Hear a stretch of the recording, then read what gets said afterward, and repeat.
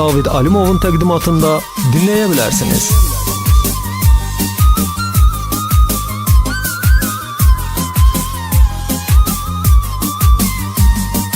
Həsrətindən hər gecələr ağlaram, bu qəlbimi yonsuz inan dağlaram.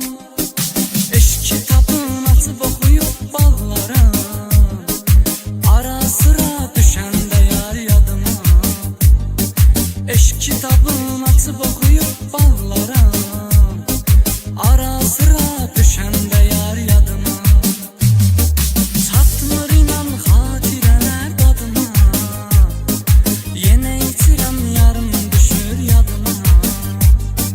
Çatmır inan xatirələr dadıma, yenə itirəm yarım düşür yadıma.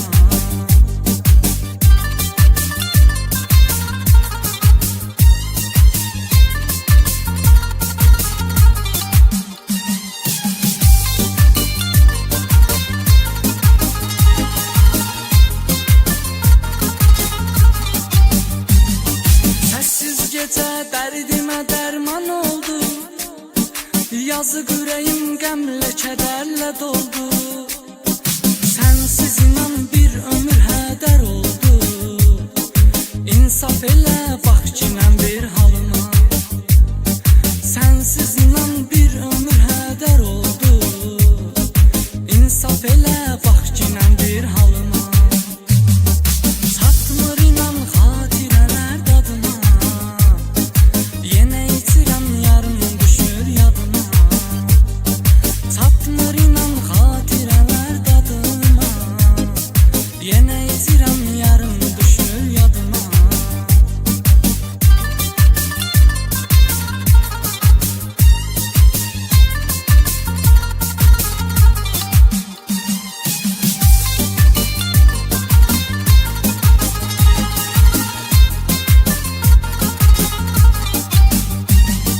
Gözlerimi yolda koyup giden yar, məni unudub özgəsini seven yar. Axıda görün səndə nə qədər ürək var, hər gələnə yer tapırsan orada. Axıda görün səndə nə qədər ürək var, hər gələnə yer tapırsan orada. Çatmır inan xatirələr dadıma, yenə itirəm yarım düşür yadıma. Çatmır inan xatirələr dadıma, yenə itirəm yarım düşür yadıma.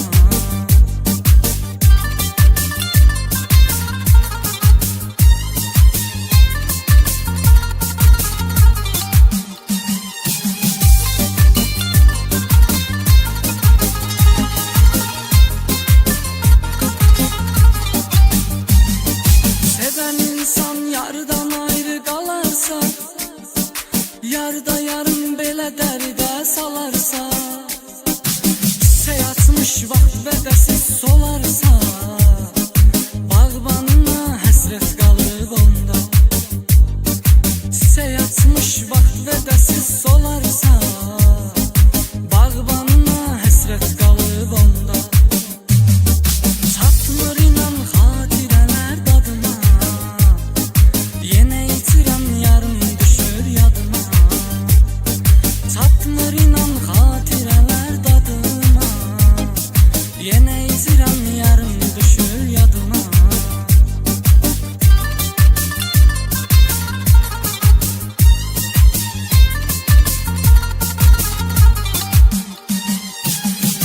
MP3'lerin yayımı yalnız David Production'da.